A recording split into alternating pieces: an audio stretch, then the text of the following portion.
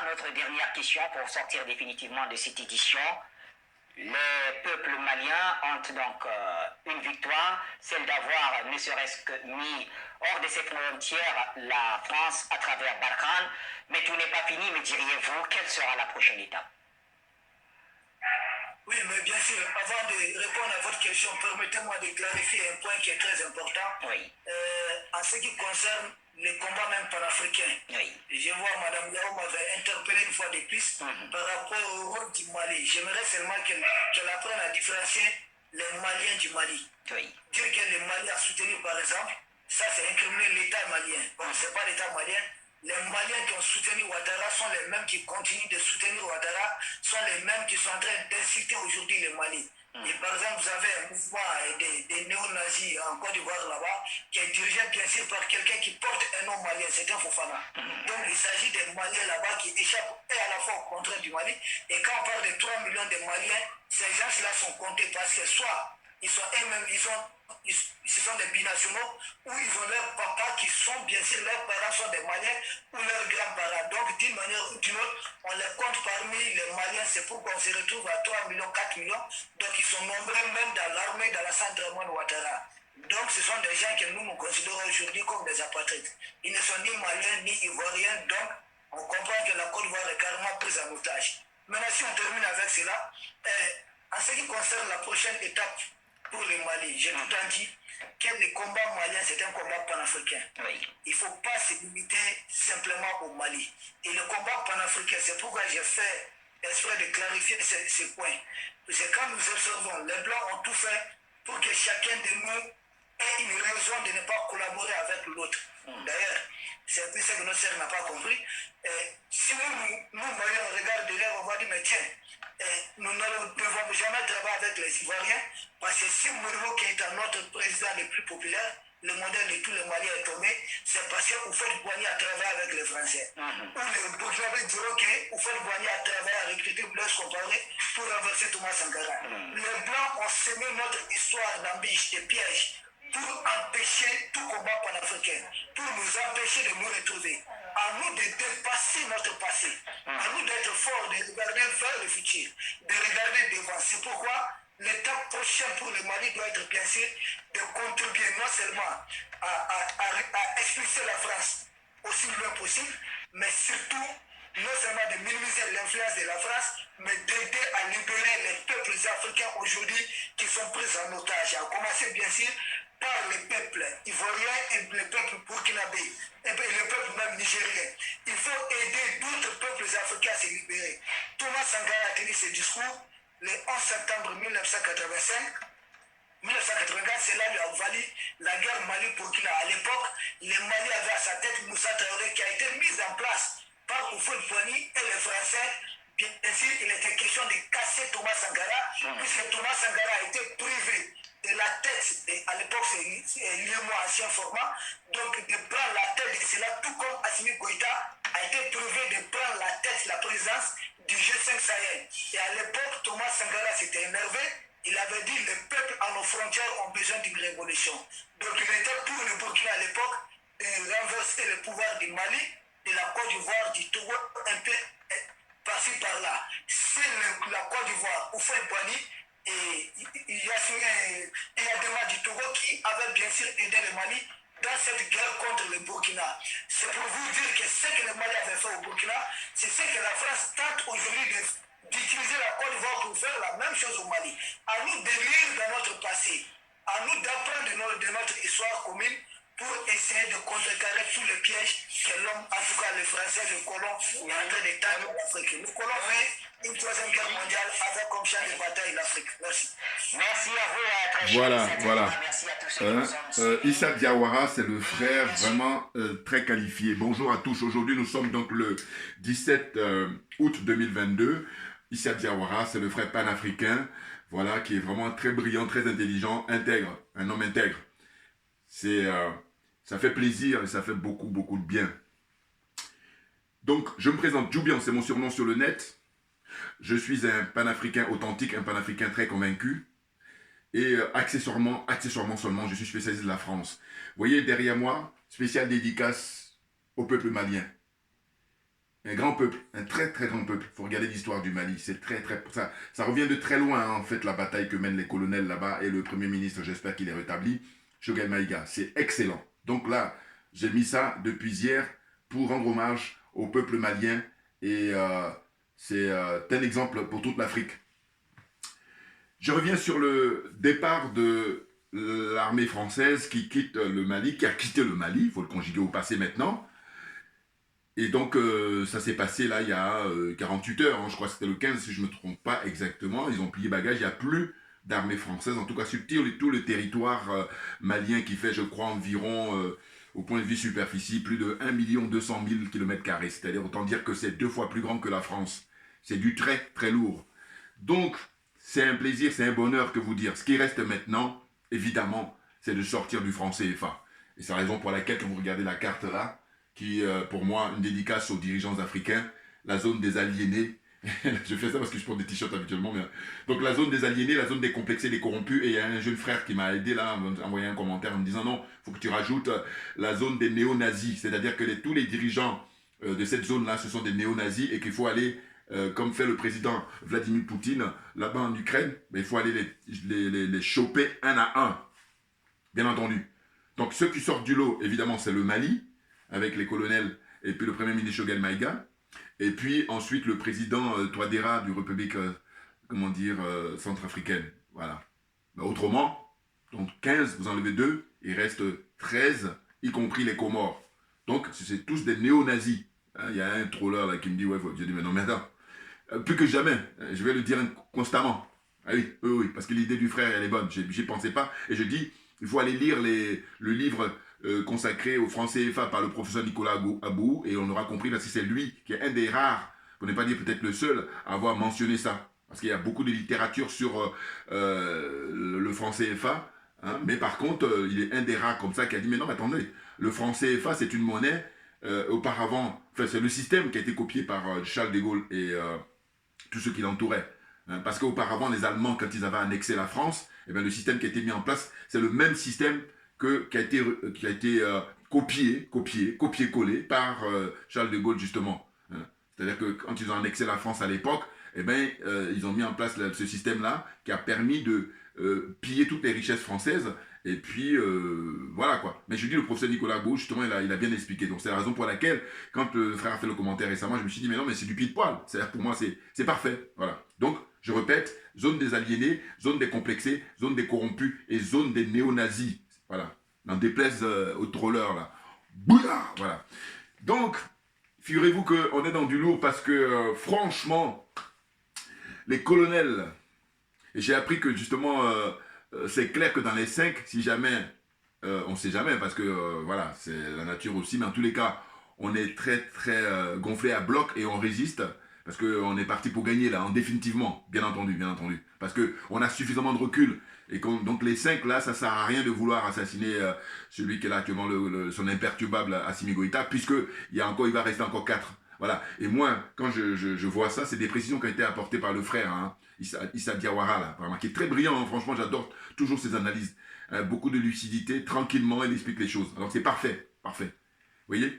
Donc quand je vois ça, je dis, mais en fait, c'est la réincarnation de Modibo Keïta, la réincarnation de Thomas Sankara, très clairement. Parce que là, pour le coup, la nouvelle génération, parce que les prédécesseurs, les dévanciers, c'était au XXe siècle, mais là, au XXIe siècle, eh ben, ils sont à plusieurs à attaquer la France-Afrique. Ah oui, c'est là, c'est fort. Oui, parce que quand la France-Afrique a pu supprimer les anciens comme justement Sylvanus Olympio, comme Modibo Keïta, comme Thomas Sankara, mais ils étaient tout seuls. Quand je dis tout seuls, je veux dire qu'en réalité, ils n'avaient pas comme ça, comme les colonels, qui sont tous, mais vraiment aux aguets, et qui sont tous professionnels, et qui sont tous dans la même logique pour défendre les intérêts du peuple. Vous voyez? Donc là, c'est beaucoup plus difficile, et avec le recul qu'ils ont, ben, les dévanciers n'avaient pas ce recul-là. On est d'accord? Voilà. Donc, il y a une coïncidence très intéressante, et je crois que c'est fait exprès. Le ministre de la Défense, justement, comment il s'appelle? Le ministre de la Défense malienne, eh ben, il est parti en visite en Russie, au moment où l'armée française pliait bagages, où il fermait boutique, il quittait définitivement le Mali. C'est excellent, excellent. Et quand il va là-bas, il ne va pas en villégiature comme Paul Biya part en Suisse. Hein. Ah non, non, non. Il va dans des visites de travail, Dieu seul sait. Parce qu'il est question de passer encore de nouveaux contrats. Hein, et puis suivre les discussions, les négociations avec les Russes. Hein, pour essayer de comment dire, se protéger au maximum. Parce que figurez-vous que l'erreur qui est faite par les dirigeants africains, l'erreur, non, ils sont corrompus, c'est pour ça, et puis ils adhèrent à des obédiences, donc tout s'explique. D'ailleurs, je fais une vidéo là, j'aurai peut-être pas le temps aujourd'hui, mais en tout cas les jours qui viennent, il y a un frère qui est intervenu sur sur la chaîne de Isaac Kofi, le frère Kofi, de la Côte d'Ivoire. Mais un frère, mais c'est la première fois que je l'écoute, mais il est brillant. Et puis, vous savez, quand les gens expliquent les choses les plus simplement, que ça a apporté tout le monde, il faut saluer ça. Et donc moi, justement, je vais, comme je fais d'habitude, prendre l'extrait là où il a parlé. Et je crois que même je vais faire 3 vidéos sur lui, au moins. Pourquoi? Parce que tout ce qu'il a dit, mais c'est du bon, c'est du très bon. Et par conséquent, il n'y a pas d'objection à faire parce que c'est tellement clair ce qu'il explique. Et en plus, moi, ce qui me réjouit, c'est que si vous regardez mes vidéos anciennes, mais voilà quelqu'un, je vous dis très clairement, hein, avec mon slogan là, lui, je le prendrai comme conférencier. Alors que moi, il y a des frères qui me demandent de faire des conférences. Mais comme voilà, j'aime me rendre à César ce qui appartient à César. J'ai dit, mais autant j'ai le génie d'avoir trouvé cette idée-là, mais lui, par contre, je préfère, si vraiment il y a une conférence à faire, c'est lui. Parce que vraiment, on a la même courant de pensée, on a vraiment les mêmes façons de voir les choses. Donc c'est du nickel. Et puis en plus, lui, c'est bien parlé, tout nickel. Voilà, voilà. Donc c'est pour ça que quand je l'ai écouté sur la chaîne de Isaac Kofi, je dis, mais excellent. Donc vous voyez, on a des frères très très brillants de partout. Hein, pourvu qu'on leur donne l'occasion de s'exprimer pour conscientiser hein, les frères et sœurs qui sont un peu perdus. Hein, voilà. Donc là, la France, évidemment, fait un repli. Hein, ils partent comme ça, hein, comme on dit, la queue entre les deux jambes. En telle d'image, vous voyez quand voilà, ils sont complètement dépités parce que c'est pas ce qu'ils avaient prévu hein, quand ils sont arrivés. Rappelez-vous en 2012 avec François Hollande qui à l'époque était au pouvoir, qu'est-ce qu'on nous disait? On nous disait que voilà, c'est à la demande des Maliens que la France intervient et blablabla, etc., etc. Bon, donc paraît-il même que dans des familles au Mali, il y a des familles qui ont baptisé leurs enfants Hollande pour rendre hommage justement à cette situation-là. Les pauvres, ils ne sont pas éclairés. C'est ce qui explique ça. Mais ce que je constate, moi, c'est que je dis, à cette époque-là, on envoyait sur toutes les chaînes françaises le fait que la France vient délivrer comment dire ça, le Mali des djihadistes et compagnie, et compagnie. Mais j'ai dit, bon, si tel est le cas, si maintenant, quelques 9 ans après, quelques 10 ans après, voilà, le Mali, le peuple malien maintenant dit, écoutez, vous êtes gentil, mais pliez bagages, du balai, vous devez partir. Or, c'est là où on constate l'escroquerie morale dans un premier temps et l'escroquerie matérielle dans un second temps. Mais bien entendu, parce que logiquement, si tu es venu pour aider quelqu'un, bon, surtout qu'il a démontré qu'il était content que tu viennes l'aider, mais si au bout d'un moment il te dit non, ça y est, c'est bon, tu peux partir, mais si tu es honnête, tu t'en vas. Or, si tu as du mal à partir, c'est que tu es malhonnête et tu as des intentions malsaines. Et c'est ce qu'il faut souligner. Vous comprenez? C'est du bon sens tout ce que je dis là. Mais bon, il se trouve qu'on a besoin de dire ça parce qu'il y a des frères. Bon, il y en a d'autres qui ne savent pas vraiment, là, que j'accepte quand on est honnête. Hein, quand on est voilà, sincère et honnête. Mais il y en a d'autres, ils sont malhonnêtes et je ne peux rien pour eux. Voilà, j'ai pas le temps, Assimi Goïta. Bouillard. Voilà, on est bon, on est bon. Et bien entendu. Donc, on est dans cette situation-là, vraiment, de célébrer les batailles que gagnent actuellement là, hein, les 5 colonels, hein, y compris le Premier ministre Choguel Maïga. Hein, et je dis, j'espère qu'il est rétabli là. Voilà. C'est très important parce que lui, c'est un chevronné politique, hein, c'est un vieux de la vieille, et eux, ce sont des techniciens. Donc, quand vous associez les deux, c'est du perfect. Et je dis, je le répète encore, je fais un clin d'œil à M. Mamadou Koulibaly, hein, même si ça fait longtemps que je n'ai pas prononcé, mais c'est vrai que l'espoir fait vivre. Mais je lui dis que si on pouvait assister à ça pour la Côte d'Ivoire, mais ce serait excellent, parce que c'est un homme aussi qui est très brillant, hein, tout comme Choguel Maïga, et qui, s'il y a des colonels en Côte d'Ivoire qui pouvaient voilà, travailler avec lui pour prendre le pouvoir, voilà, bon, ça coûte rien, donc c'est pour ça que je le dis là. Donc voilà. Donc, franchement, qu'est-ce qu'ils font comme repli? Eh bien, ils se replient, comment dire, au Niger, ils se replient au Burkina Faso, et surtout, il ne faut pas oublier la base de la Côte d'Ivoire. C'est la raison pour laquelle tous les frères et sœurs de la Côte d'Ivoire, eh bien, vous devriez militer plutôt pour fermer la base militaire qui est là-bas, qui est une base très très importante, qui a été signée avec Houphouët-Boigny à l'époque. Et ce que je tiens à rappeler à chaque fois, c'est de dire, mais à l'époque, quand Houphouët-Boigny signait ça, il n'y avait pas de djihadistes. Donc, cherchez l'erreur, cherchez l'erreur. Ah ben oui. Non, en réalité, c'est la France qui met tout ça en place pour piller tranquillement toutes les richesses africaines. C'est pas nouveau ce que je dis là. Là aussi, pareil, j'enfonce une porte ouverte. Non, nous amener à dire ça parce qu'il y en a plein qui sont malhonnêtes là et qui, voilà, ils veulent faire diversion alors qu'on n'a pas le temps. Vous comprenez? Et puis, le frère, justement, tout à l'heure a précisé par le fait que il y a des Ivoiriens, surtout les soutiens du président Gbagbo, qui vont en vouloir en disant oui, mais les Maliens à l'époque, machin, alors que non, il ne faut pas se tromper. Il y a une minorité de gens qui soutiennent comment dire, Alassane Ouattara depuis le début, hein, on va dire depuis sa prise de pouvoir. C'est une minorité, parce que quand vous prenez l'institution, enfin comment dire, les dirigeants maliens, ben, ils n'ont pas été actifs pour aider la prise de pouvoir de M. Ouattara, ce qui n'était pas le cas de Blaise Compaoré. Là, lui, il a été actif. Voilà. Blaise Compaoré, pendant 27 ans, eh ben, il était le larbin, hein, le chien de garde de la France pour faire le sale boulot. Voilà. Là, lui, vous pouvez l'incriminer, et puis ceux qui ils sont dans le même délire que lui, dans la même cruauté que lui. Mais le peuple malien, non.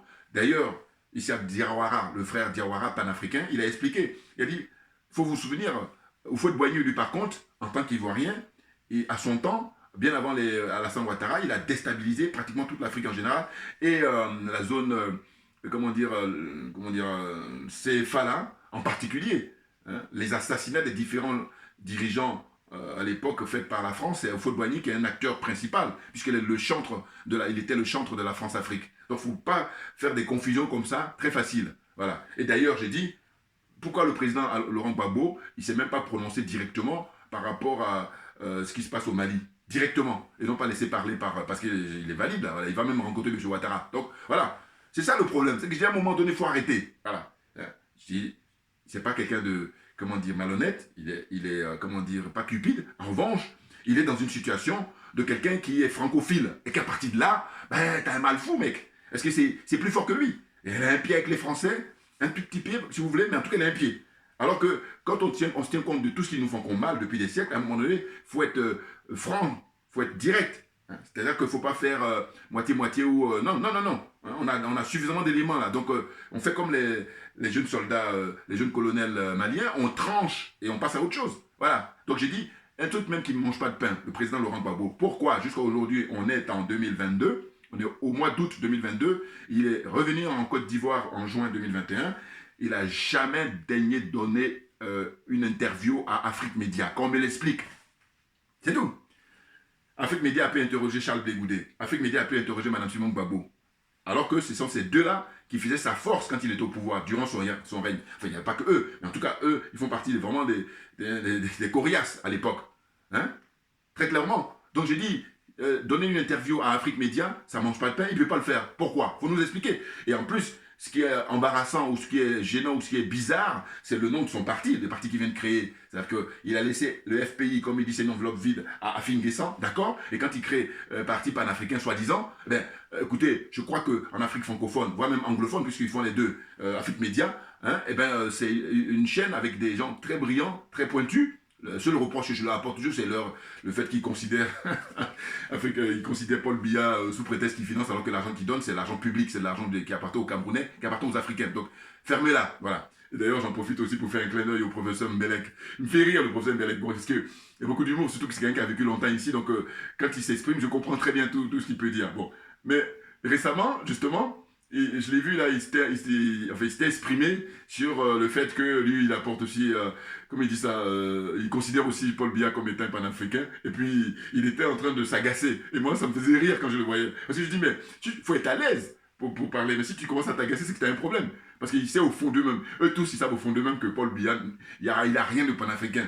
J'ai dit, parce que sinon, j'ai dit, c'est faire injure aux vrais panafricains, à nos dévanciers, aux pères. Hein. C'est faire injure à Kwame Nkrumah. C'est faire injure à Patrice Lumumba. C'est faire injure à Nasser l'Égyptien. C'est faire injure à Barthélemy Buganda. C'est faire injure à Thomas Sankara. C'est faire injure même au colonel Kadhafi. Vous voyez, parce que c'est des gens qui ont pris des risques. Oh, Paul Biya, quel risque il prend? Qu'elle me dise. J'attends. Ah, j'attends. Dites-moi quel risque. Parce que pour moi, tous ceux qui ne prennent pas de risques, parce que sinon c'est trop facile. L'argent qu'il donne, c'est l'argent qui appartient comment on appelle ça, au peuple camerounais. Donc, c'est pas son argent. Paul Biya n'est pas un homme d'affaires au même titre que Dagonte, le monsieur du Nigeria, qui est l'homme d'Afrique le plus riche. Là, si lui, il finance Afrique Média, je dis, bon, on peut se permettre de parler de panafricanisme. Parce que c'est son argent, c'est de l'argent privé. Bon, mais je veux dire, bon. En tout cas, quand je dis Paul Biya, vous savez très bien que c'est un France-africain. C'est un francophile. Il a même été mis à l'époque par la France. Et la preuve, regardez, pourquoi Paul Biya ne sort pas du franc CFA? Juste cette question. C'est tout. Donc, il y a suffisamment d'éléments, mais on va prendre juste ça. Et donc, c'est suffisant pour comprendre qu'il n'a rien du panafricain. Donc, fermez-la, les gars. Vous êtes gentils, mais voilà. Donc, je dis, autant je vais respecter vos qualifications et puis, voilà, vos analyses que je trouve vraiment très intéressant pour nourrir l'esprit des gens et éclairer les frères et sœurs qui sont encore pas au courant des choses. Mais sinon, pas ça, arrêtez de faire dans le ridicule. Voilà. Et attention, parce que je dis le ridicule tue à petit feu. Hein, voilà. Mais même malgré ça, pour fermer avec cette histoire-là, c'est que j'ai dit, vous allez voir, quand Paul Biya va arrêter de respirer et qu'ils en seront, enfin qu'ils auront la certitude, eh bien, ils vont commencer maintenant à l'allumer. Les mêmes là, il y a juste à prendre les images d'archives, à bien les garder, et vous allez voir, vous les sortir. Moi, je fais les paris. Ah, voilà. Donc, je veux voir, très rares seront ceux qui, si Paul Biya n'est plus de ce monde, qui vont continuer, enfin, qui vont continuer à dire que oui, il est panafricain. Voilà, très rare. La plupart vont dire, mais non, il nous a pourri la vie. Enfin, bon, bref, vous avez compris ce que je voulais dire. Donc, en ce qui concerne donc le Mali, voilà, c'est une fierté, hein, voilà. Mais oui, parce que au fond maintenant, là où il faut continuer la bataille, parce que la guerre n'est pas encore, comment dire, gagnée, hein, c'est une bataille importante certes, mais qui reste encore à continuer la vigilance, comme l'a dit le frère Diawara. Eh bien, il faut, comme a dit un autre frère aussi, installer une base militaire là-bas à la frontière du Niger, hein, parce que Bazoum là, plus collabo que lui, tu meurs. Voilà, donc on met une base militaire là-bas pour essayer d'être très vigilant. Et puis, pareil pour la frontière avec la Côte d'Ivoire. Allez, il faut installer tous les pays là où la France, parce que elle a toujours voulu maintenir les Africains, les négros que nous sommes, en esclavage jusqu'à la fin de nos jours. Voilà. Je ne sais pas dans quelle langue faut-il parler, enfin, peut-être dans... Bon, c'est vrai que les frères qui ne comprennent pas le français, toutes mes excuses. Mais en revanche, tous ceux qui comprennent le français, voilà, c'est très clair ce que je dis là. Donc, en réalité, vous êtes aliénés, vous êtes complexés, vous êtes corrompus, et puis vous êtes aussi, voire néo-nazis. Voilà, c'est tout. Non, parce que soutenir la France-Afrique, c'est être néo-nazi. Allez nous faire le tour du monde, là je maintiens ça maintenant. Ah ben c'est clair pour moi. Mais oui, vous voyez. Alors, qu'est-ce que ça donne par la suite avec les conséquences? Ben, ce sont les 49 mercenaires là, qui ont été écroués. Voilà, ça montre encore une fois le sérieux hein, qu'ils ont les dirigeants maliens actuels. Ah ouais, ouais, ouais. Ils sont très sérieux, c'est des professionnels. Et des hommes intègres. Là, pour le coup, eux, quand je vois la manière dont ils fonctionnent, j'ai dit, mais Thomas Sankara, à son époque, il a fait baptiser le Burkina Faso comme étant la Volta, il a baptisé Burkina Faso pour dire que c'est le pays des hommes intègres. Eh bien, le Mali, avec les colonels, là, ce que ça m'inspire, ben, c'est plutôt, là, on a, j'ai envie de dire un second pays, mais pour le coup, là, ils ont dépassé de très loin le Burkina Faso, même si c'est vrai qu'il y a les frères au Burkina qui sont en train de se battre, mais quand on voit des gens comme Damiba qui sont beaucoup plus jeunes et qui sont même toujours dans la maçonnerie et puis aliénés, complexés, corrompus, hein, qui sont en train de perpétuer le travail qu'a fait auparavant un Blaise Compaoré, on se dit, mais c'est incroyable. Des gens comme Alassane Ouattara, ils ont un certain âge, aujourd'hui on nous dit quoi, 80 ans, alors que le mec il a 85, 90 ans, bon, on peut comprendre que c'est une autre époque. Mais quand tu es jeune, hein, beaucoup plus jeune même que moi, je dis, mais qu'est-ce que tu as à ne pas comprendre les enjeux et puis à chercher à vivre dans l'anachronisme? Ça n'a pas de sens. Vous comprenez? Donc là, franchement, les 5 colonels et le, comment dire, Premier ministre Choguel Maïga, et là, ils font monter le drapeau malien très très haut pour éclairer toute l'Afrique, pour faire résister toute l'Afrique, hein, des hommes intègres. C'est clair. Vous voyez? Donc je disais que les 49 là, qui ont été arrêtés, comment dire, par l'armée à l'aéroport le 10 juillet dernier, 49, c'est pas des soldats en fait, ce sont des mercenaires. C'est très clair. Et j'ai dit dans le passé dans une de mes vidéos que quelle différence faites-vous entre des mercenaires et des djihadistes? Pour moi, c'est pareil. Parce que la finalité, c'est quoi? Ils viennent pour tuer les gens. Donc à partir de là, il ne faut pas se prendre la tête. Voilà. Donc, on a appris qu'il y a eu des documents qui sont sortis. Hein, il y a maintenant même plus d'une semaine, par exemple, hein, où on a vu très clairement ce qui a été signé, quels étaient leurs buts. Hein. Ils étaient venus clairement pour... Et c'est même pour ça qu'ils sont écroués. Parce qu'ils sont restés longtemps, pendant 1 mois exactement, dans un camp militaire, un camp de gendarmerie. Et puis là, c'est, je crois, le vendredi dernier, où ils ont été maintenant envoyés, comment dire, dans les prisons. Voilà, tout simplement. Ben oui, parce que ils sont venus pour faire du mal. Et donc, il y a eu une qualification de ce pourquoi on leur reproche. Et j'ai dit, moi, mon souhait, et je ne suis pas le seul, c'est qu'il y ait un procès un peu comme ce qu'ils ont fait au président Gbagbo à la CPI, et puis Charles Blé Goudé, ça a été retransmis en Mondiovision. Bon, c'est vrai qu'ils n'ont pas les mêmes moyens, mais tout de même, parce que surtout qu'on a l'heure d'Internet, hein, bon, eh ben, c'est encore même plus intéressant, parce que faut que ça soit diffusé. S'ils le font, ça va être génial. Parce qu'il faut arrêter de prendre les choses à la légère. C'est ça qu'on est victime de ça aussi, parce que nous, les gens nous veulent du mal depuis toujours, hein, un peu comme dit le frère là, qui est intervenu chez Kofi, Isaac Kofi, qui a dit qu'en fait, on est les seuls peuples, le peuple noir africain, qui aime tout le monde, mais tout le monde ne nous aime pas. Donc, à un moment donné, on réfléchit et on se dit, mais comment on fait? Mais oui, parce qu'on ne peut pas continuer à jouer les mazos comme ça, indéfiniment. Ça n'a pas de sens. Voilà. Donc là, on va changer de paradigme. Voilà. Parce que il est hors de question que les générations se succèdent et que l'Africain, les Noirs, se fassent marcher sur les pieds comme ça. Alors qu'ils sont tous à nous devoir tout ce qu'ils ont. Ah oui, très clairement. Bon, je vous dis, j'ai fait une vidéo, le frère, là, parce que je vais prendre au moins 2, je vais faire. Parce que franchement, tout ce qu'il dit, je valide tout. Et vraiment, il parle très bien, il explique les choses, c'est parfait pour moi. Il était passé chez... C'est une des émissions, d'ailleurs, qui est très, très intéressante, parce que l'intervention, c'est de très, très bonne qualité. Voilà. Donc, on nous parle des 49 là, qui fait que M. Ouattara et ses sbires, hein, M. Ouattara et ses partisans, les gens qui vont au restaurant là, ils sont en panique. Et qu'est-ce qu'ils font? Ils continuent à vouloir manipuler, comment dire ça, les gens. Mais sauf que ça marchait un temps. Mais là, c'est terminé. Là, on arrivait au bout. Et je dis même que, selon moi, dans mes analyses, dans ma réflexion, je dis que, en fait, l'histoire des 49 zozos, là, 49 mercenaires venant de la Côte d'Ivoire, c'est cette histoire-là qui va marquer la fin du règne de M. Ouattara, très clairement. Maintenant, je souhaite que ça soit accéléré. Et pour le faire, il faudrait que le président Laurent Gbagbo et le président Henri Konan Bédié, il faut qu'ils apportent leur contribution, très clairement, très officiellement, au colonel, aux dirigeants maliens actuels. Et s'ils le font, ça va serrer les choses, très clairement. Mais ils ne le font pas, ils laissent faire, et donc ils sont dépassés par les événements. Mais dans ce cas-là, faites là aussi une déclaration pour dire que voilà, vous allez à la retraite définitivement, et puis comme ça, des gens beaucoup plus jeunes prennent la relève, et puis on avance. Autrement, là, c'est au détriment de tout le monde. Ben oui, le fait que vous persistiez à rester là, et à vous faire humilier par M. Ouattara en permanence, hein, c'est incroyable. On a à l'heure des réseaux sociaux, on a à l'heure d'Internet et tout, donc tout le monde est plus ou moins averti, hein, en tout cas par rapport au passé, c'est clair. Hein, on a l'information, on sait les enjeux, donc il faut arrêter. Vous voyez? Donc là, il y a des artistes qui vont essayer de faire une sorte de mettre de l'huile sur le feu, et puis des gens qui sont paumés, qui n'ont aucune culture politique, qui n'ont même pas d'instruction civique, rien du tout. C'est des idiots utiles, hein, du RDR, des idiots utiles du PPA, comment il s'appelle, c'est quoi, RHDP, voilà, c'est ça. Hein, les idiots utiles. Voilà. Hein, pour des miettes, et ils vont essayer d'aller faire de la provocation, hein, pour dire que oui, ils vont essayer de pourrir la vie des frères maliens, frères et sœurs maliens, les ressortissants maliens qui vivent en Côte d'Ivoire. Mais c'est très complexe, parce qu'au fond, comment dire ça? J'ai dit que, rappelez-vous qu'il fut un temps où M. Ouattara, quand il venait au pouvoir, justement, il a menti, hein, au peuple africain, en disant que voilà, je suis ostracisé, hein, parce que je suis Dioula, parce que je suis un homme du Nord. Mais le Mali, justement, c'est, comment dire, des semblables de M. Ouattara, très clairement. Eh oui, parce que c'est des gens du Nord. Non, par rapport à la Côte d'Ivoire, bien évidemment. Vous voyez? Et puis, ce qu'on peut observer, c'est que, au niveau de, comment dire, la religion, l'islam, enfin la religion musulmane est beaucoup plus importante là-bas au niveau du taux. Hein, c'est quoi? Je crois que c'est 95% au Mali, si je ne me trompe pas.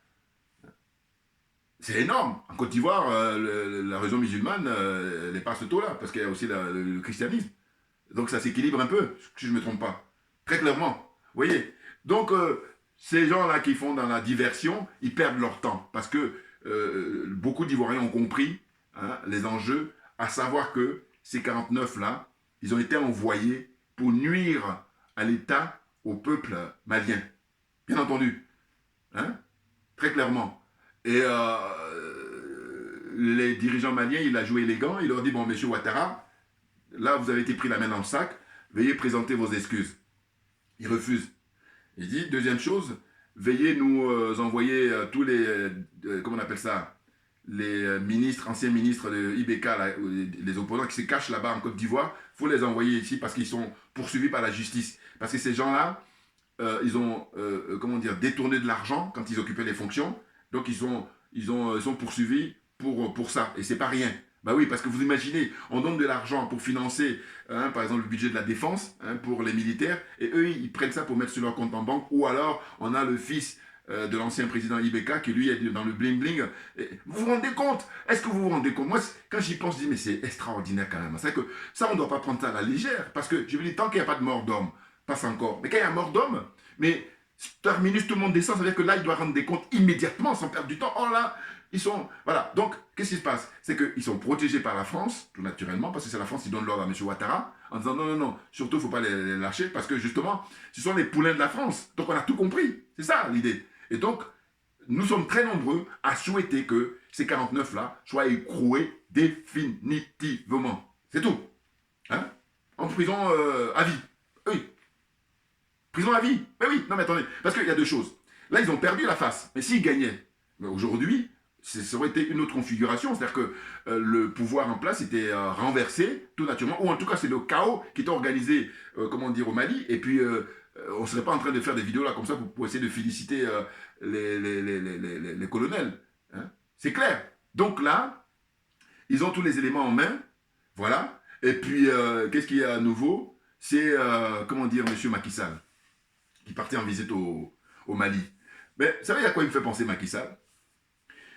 Et c'est là où je dis, vous voyez, ces gens-là, ce sont des hommes d'affaires. Donc, ils ne sont pas dans leur élément naturel. Macky Sall, nous dit-on, est un ingénieur. On va briller pour donner des cours, ouais, enseigner, par exemple. Voilà. Ou alors conseiller des gens dans des sociétés, d'accord. Ou alors être un fonctionnaire, d'accord. Mais venir faire de la politique, c'est autre chose. Et donc, ils sont hors sujet en la matière, et donc ils font n'importe quoi. C'est des hommes d'affaires.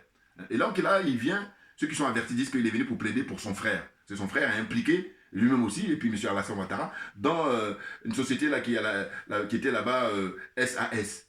Et puis ça fait allusion à, vous savez, les romans policiers, tout ça, c'est très connu. Vous voyez? N'importe quoi.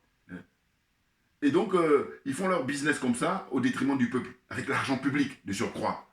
Vous comprenez? Donc, M. Macky Sall, il me fait simplement penser à un coursier. Voilà. J'ai fait rire, comment dire, à une amie là, à qui j'ai parlé au téléphone, j'ai dit rigolait. J'ai dit, mais non, mais c'est un coursier. Eh bien, c'est un coursier. Parce que tantôt, vous rappelez-vous, on l'avait vu partir en Russie. Hein? Il était envoyé par les Européens pour aller plaider pour le blocus, hein, qui était fait, soi-disant, par la Russie vis-à-vis de l'Ukraine, ou même vis-à-vis du monde entier. Mais en même temps, on était aussi, je crois, à la période où la CEDEAO avait fait un blocus contre le Mali. Donc en pleine contradiction, ils sont paumés, ils sont perdus, ils sont hors sujet. Bien entendu.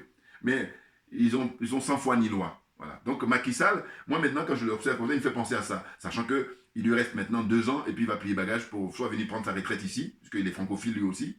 Hein? C'est clair, hein? Ouais. Un coursier. Il n'y a rien d'autre qu'un coursier. Mais c'est la honte pour le Sénégal. Alors quand je dis ça, heureusement qu'il n'y a pas que lui, parce que le peuple sénégalais est un peuple averti, est un peuple éclairé. Hein? Ils sont même dans la zone francophone là, ils sont très en avance en matière démocratique. Parce que vous avez vu, ils ont essayé de...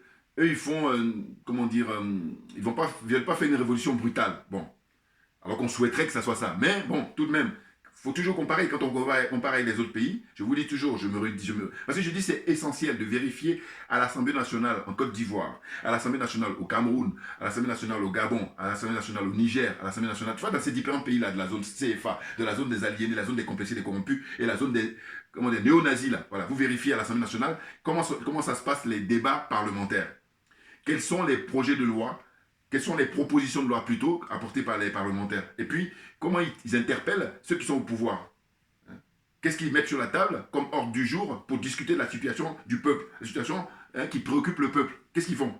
Non, ils sont juste là pour la forme et en retour, ils ont des indemnités importantes, des avantages, c'est tout ce qu'ils ont. C'est-à-dire qu'eux, ils ont juste avantages mais ils n'ont pas d'inconvénients. Voilà. Et c'est en cela que je dis, quand vous regardez par contre les débats parlementaires à l'Assemblée nationale au Sénégal, et c'est pour ça que je suis même impatient que l'honorable Barthélémy Diaz, plutôt le frère de Ziguinchor, nouvel élu député, Guy Marius Sagna. Je suis impatient de voir quand il va prendre le micro là-bas. Ah oui, parce que lui, je dis avec le slogan « France dégage », mais il va y avoir du sport. Voilà, ceux qui connaissent cette expression, voilà, ça va être très très intéressant. Mais bien entendu, ah oui, oui, oui. Et ça avait été déjà inauguré par Ousmane Sonko, l'honorable, voilà, qui lui par contre va prendre la place de Macky Sall en 2024. que Macky Sall le veuille ou non. Voilà. Donc il ferait mieux de la faire discret, au lieu d'être un hypocrite de première classe comme ça, à aller au Mali pour chercher à négocier avec les colonels. Mais voilà, il y a des gens, il faut leur donner voilà, ils méritent les premiers prix d'hypocrisie. Puis même de coursier. Voilà, devait coller ça sur son grand boubou là. Monsieur, vous êtes un coursier. Alors, on vous envoie tantôt les Européens vous envoient, tantôt la France vous dit bon essaie de, comme tu es président de l'Union africaine, les corrompus, va voir là-bas et puis essaie de faire ce que tu peux. N'importe quoi. Ils n'ont aucun charisme, ils ont aucun. Il n'y a aucune contenance. Voilà. Tout est fade. Mais ils font de l'usurpation. Et qu'est-ce qui explique ça? Mais simplement, il y a toute une génération là d'Africains qui adhèrent à des obédiences, notamment à la franc-maçonnerie, et puis au Plus DI ou Rotary Crop. Enfin, il y en a plein. Le frère, là, je vais revenir sur lui, parce que lui, il a vraiment énuméré, voilà, il a fait les noms et tout, donc je vais revenir sur lui. Bon. Donc, c'est tout ça qui nous conduit à ça. Et surtout, ils ont eu beaucoup de diplômes, très souvent, parce que c'est des gens qui sont ingénieurs, c'est des gens qui sont docteurs en je sais pas quoi, voilà. Mais par contre, j'ai dit, mais le débat, il n'est pas là. Le débat, c'est faire de la politique, et c'est autre chose, c'est être au service du public. Être là pour servir l'intérêt général. Voilà, c'est de ça dont il s'agit. Mais si vous en êtes incapable, si vous n'avez pas l'attitude, allez faire autre chose, tout simplement. Autrement, les dégâts sont énormes. Voilà, c'est de ça dont il s'agit. Vous voyez? Donc là, en Côte d'Ivoire, ce dont il s'agit par rapport aux 49 Zozo, là, c'est essayer de vouloir convaincre la population ivoirienne pour dire, voilà, on a nos frères là-bas, les 49 qui sont détenus soldats ivoiriens, c'est pas vrai du tout. Ce sont des mercenaires. Ce sont des gens qui sont payés pour aller faire du mal. Voilà. Et donc là, comme ils ont raté leur coup, ils vont accepter la sentence, c'est-à-dire que les rigueurs de la justice malienne. Et je dis toujours que si le règne de M. Ouattara, le droit n'existe pas en Côte d'Ivoire, eh bien le droit existe au Mali, très clairement. Voilà. Donc c'est ce que je voulais dire aujourd'hui pour rendre hommage donc aux dirigeants maliens. Et je dis que si ça dépendait que de moi, eux, ils ont droit à plusieurs mandats, bien entendu, parce que le travail qu'ils ont à faire avec tout le bordel qu'a foutu la France depuis le renversement du colonel libyen Kadhafi, eh bien, on a les conséquences. Vous voyez, ces gens, je vous dis, si on leur donne un avocat pour les défendre, ce serait juste pour la forme. Parce que dans le dossier, mais attendez, le bilan de la France, l'armée française qui était au Mali, on nous dit quoi? On nous dit grosso modo, c'est 59, une cinquantaine de djihadistes ou quarantaine de djihadistes qui ont été tués en 9 ans. Vous vous rendez compte? Mais c'est foutage de gueule. Ce que je dis, mais ils insultent notre intelligence depuis des siècles et ils entendent le perpétuer. Et moi, en ce qui me concerne, comme je refuse qu'on insulte mon intelligence, faire ces vidéos, c'est le minimum. Voilà. Donc, merci à vous tous pour votre attention. Merci pour votre loyauté, enfin, en tout cas, fidélité. Et puis, à très bientôt. On lâche rien, comme je dis d'habitude, parce que c'est nous qui avons raison, très clairement.